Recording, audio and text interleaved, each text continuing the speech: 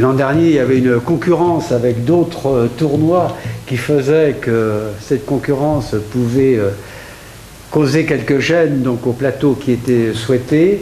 Et cette année, donc, il y a eu un décalage dans le calendrier qui fait qu'aujourd'hui, cette concurrence donc, n'est plus d'actualité et va faciliter les choses. En tout cas, c'est notre souhait le plus cher, puisque cet événement va se dérouler du 1er au 9 novembre prochain. Quelques mots donc sur ce tournoi, ces internationaux, donc pour rappeler que le niveau aujourd'hui se situe donc véritablement par rapport à d'autres tournois tels que le BNP Master de Bercy ou l'Open 13 de Marseille ou l'Open d'Orléans et l'Open de Rennes, pratiquement donc au même niveau. Donc c'est dire qu'aujourd'hui on est vraiment sur le niveau des 7 meilleurs tournois donc sur le plan national. Donc c'est dire que véritablement la notoriété donc, de cette compétition vendéenne.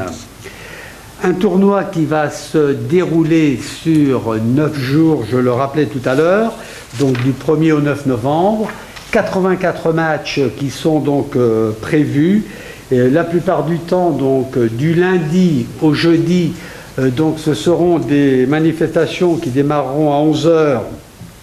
Et pour ce qui concerne les autres jours, c'est-à-dire le vendredi, samedi, dimanche, des compétitions qui démarreront donc en tout début d'après-midi, donc vers 13 h, pour se terminer théoriquement à 18 h 30, mais aussi avec donc des possibilités donc en soirée après 18 h 30, donc aussi de temps de manifestation complémentaires ou dans le prolongement donc des matchs.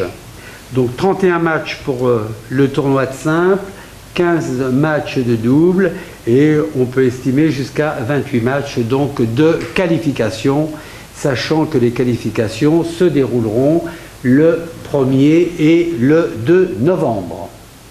Plateau donc international avec deux figures donc étrangères, 2 têtes d'affiche. Une première tête d'affiche qui est représentée par Luka Rosol, donc qui est le 31 donc, mondial tchèque de 29 ans.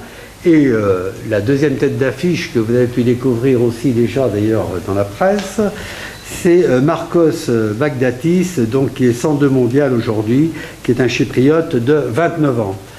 Rappelez que Rosol a été et demeure toujours donc un excellent joueur d'un très bon niveau et c'est certainement donc le grand favori, même si il faut toujours être très prudent dans le domaine sportif parce qu'il y a toujours des surprises au travers des compétitions, mais c'est tout de même donc le grand favori ou l'un des grands favoris. Et rappelez aussi qu'avec l'équipe de République tchèque, il a été vainqueur à 2 reprises donc, de la Coupe Davis. Et puis, il y a aussi, non pas une anecdote, mais un événement marquant. Il faut savoir aussi que ce joueur a eu l'occasion de battre Nadal donc, à Wimbledon, et ça, c'était en 2012. Donc, c'est quand même relativement récent. Et ça a été aussi un vainqueur, d'ailleurs en 2006, du tournoi futur de La Roche-sur-Yon. Donc Bernard s'en souvient certainement, lui qui est un fan de tennis, n'est-ce pas? Et un très bon pratiquant, c'est ce que tu voulais dire. Bien, j'en rajouterai pas. Hein. Pas de Rosol. Alors, deuxième vedette de cette compétition, donc Marcos Baghdatis, qui est un ex-membre du top 10 mondial. C'est un grand nom du tennis, mais en même temps aussi qui a eu quelques soucis et quelques blessures.